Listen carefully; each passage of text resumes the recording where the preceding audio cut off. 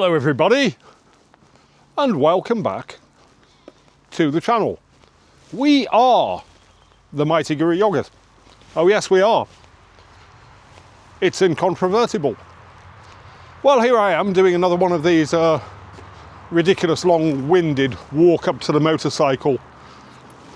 And no, I haven't just been to do what you think. Went before I came out. I do these for two reasons. First of all, I like to. And second of all, it annoys the Murgatroyd. The Murgatroyd and I have a fabulous relationship. We care deeply for each other and we spend an enormous amount of time tormenting each other. It's fabulous. I recommend it. Anyway, today there is a diversion in place. I'm on the way to work now and I can't get through the normal route that I take, and so I'm going to have a little diversion. But if you watch my films on a regular basis, you'll know that I am partial to a good diversion.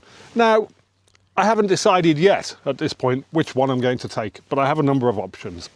And also, I'd like, before we get going, to make a little observation. It became clear to me last evening, whilst I was editing yesterday's footage, that when I'm talking to camera, I have a tendency to close my eyes too much. And I look all, I don't know really. Well, my eyes don't look great. So what I'm going to do from here on in, when I'm talking to camera, is try and keep me what I'm going to do from here on in, when I'm talking to camera, is attempt to keep my eyes more open. We'll see how it goes. Stop recording.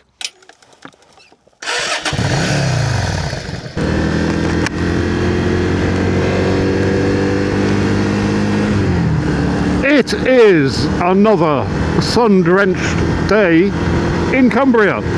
It really is toasty warm already. It is only 11:15 in the morning and I'm already overheating.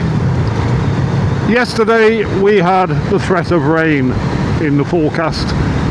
It absolutely didn't happen, at least not anywhere that I was, and I was out riding for about 5 hours all over the Lake District. Didn't have a single drop. There is no rain forecast today at all, and it would appear that we have another mini heat wave coming. Well, okay. Whew. We'll be having a hosepipe ban before long then. There really has not been any rain here for nearly a month now. We're on the A595, about 6 or 7 miles outside of Millom, and we're heading for Dun Bridge. As I just mentioned, there is a diversion in place for the next, another 2 days after today, which is kind of annoying because they only dug this road up about 2 months ago. But there we go, that's what it is, that's what we got. And we're just going to have to deal with it. I've got a number of options for my little diversion, but I'm pretty clear, given that I've got an hour to get to work, which one I'm going to take, and it's going to be the quickest. It won't be the most scenic, but it will be the quickest. And I should arrive at work in good time.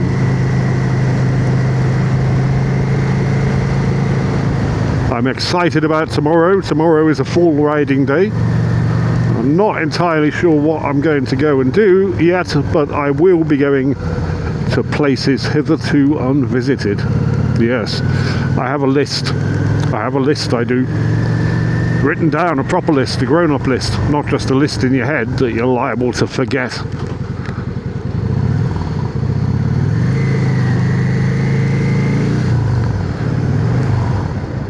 But we'll see how I feel in the morning.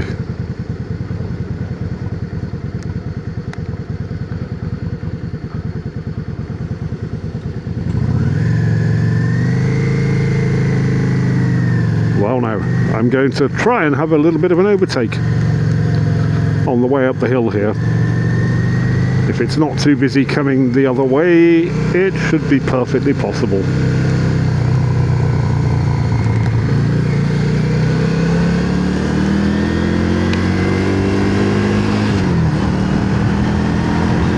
It's looking promising.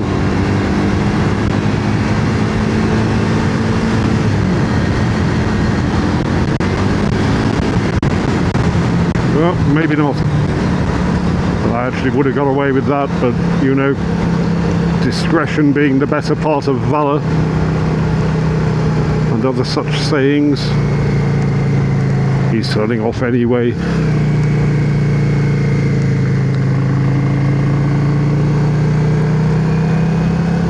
Ordinarily I would have gone left there. Not today, that's the bit that's closed. And so we are heading down the hill to Foxfield.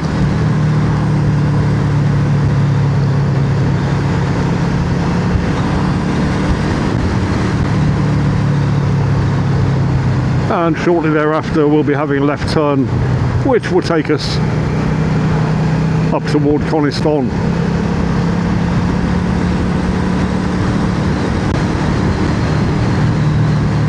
Nice view over the estuary there, look.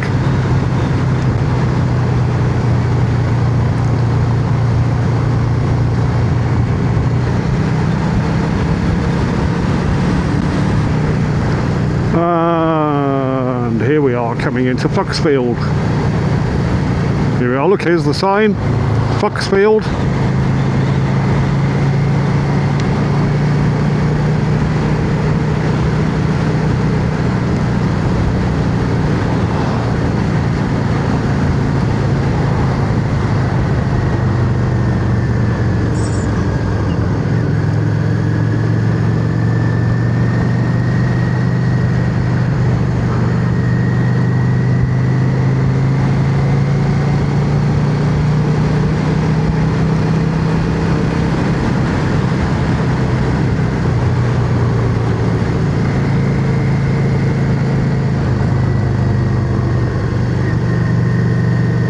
It really is toasty warm. Oh, motorcycles, two wheels.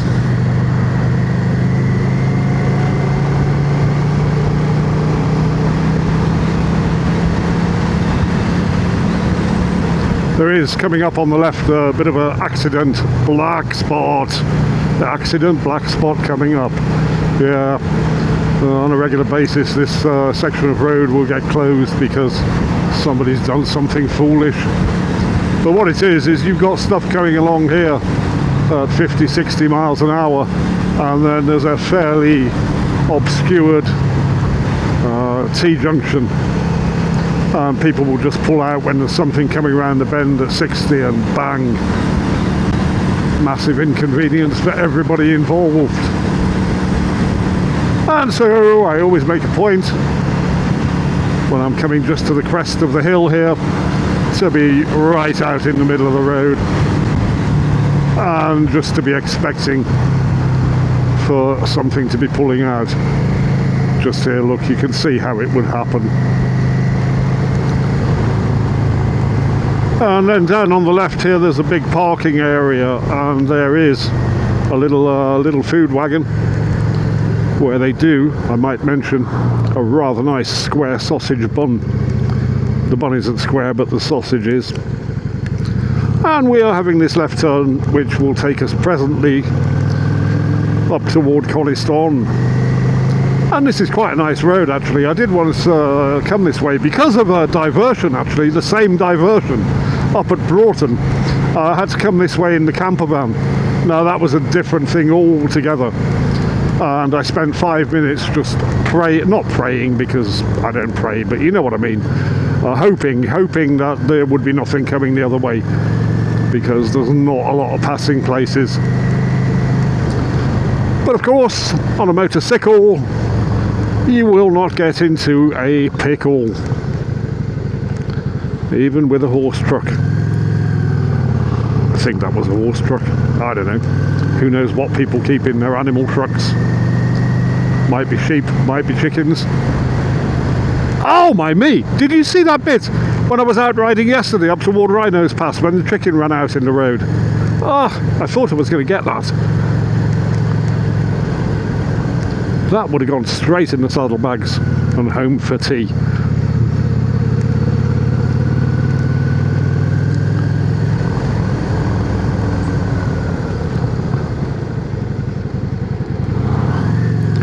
thought for a moment that van said Semtex on it. Well, that's a bit explosive. But no, it was Cemex. I wonder what they do. Might just have a look on Google, if I can be bothered. Well, the Murgatroyd's gone off to work today, of course. What is going on here? Why has my bike died? Oh, that's interesting.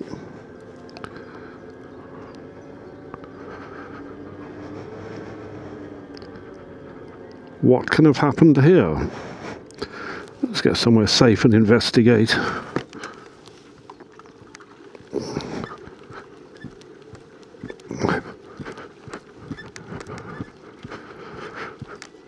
Oh, and everything was going so well.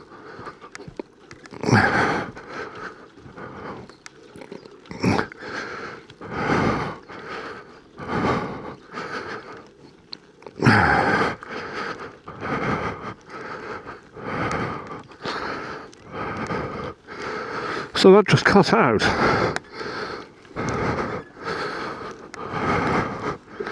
For no apparent reason. Well, there are, of course, worse places to be broken down. Yeah, couldn't wish for anywhere pleasanter. I've done diagnosis.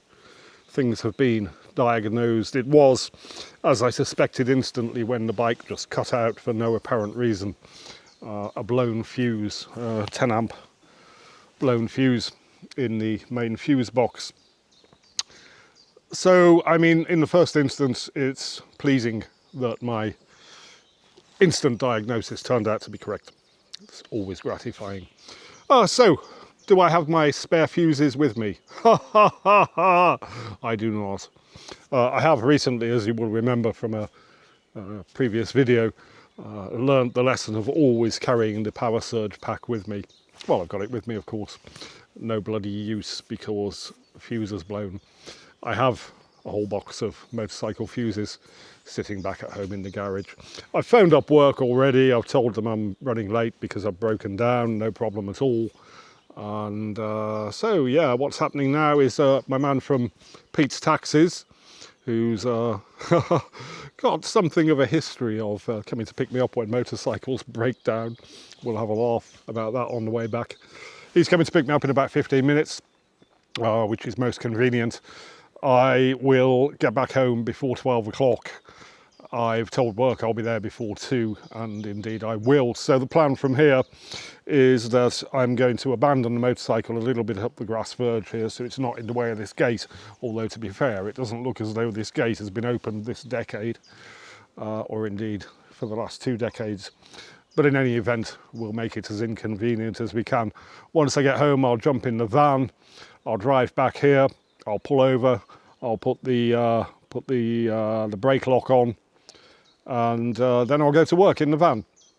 Whilst I'm at work, when I get a quiet 20 minutes, I'll tear out the bed from the back, remembering, of course, when I get home to put the motorcycle ramp into the back of the van. And then when I'm about to arrive here, well, about 20 minutes before I'm about to arrive here, I'll phone up the Murgatroyd and let her know that I'm nearly there, nearly here, and she'll come out in the car, give me a hand getting the bike into the back of the van, and then off we go home. The magnificent beast here will, I am confident, be back on the road first thing in the morning once I've fitted a new fuse. These are the moments, of course, when, as I was mentioning when I had my flat battery incident a few days ago, it is really important not to get mad, not to lose your rag, not to panic. Now, we're fortunate in that we have a great big van that I can bring out and put the motorcycle in. As we know from a previous episode, if I were in a position now where I was having to phone the RAC, they most likely wouldn't be here before 5 o'clock this evening, which would leave me stranded here with no liquid and no food for 5 or 6 hours. Thankfully, don't need to do that. I'm only going to be 2 hours late for work. These are things beyond our control, although it's true to argue, and it should be argued, that I really should be carrying spare fuses with me. I mean, it's Motorcycle Maintenance 101, isn't it? But as I'm fond of pointing out, every last one of us, no matter how intelligent we are or think we may be, is capable of fundamental stupidity at a very basic level. Anyway, that's where this little film ends today. Wasn't meant to be like this, but that's what it is, and that's what we've got. I'll see you in the next one.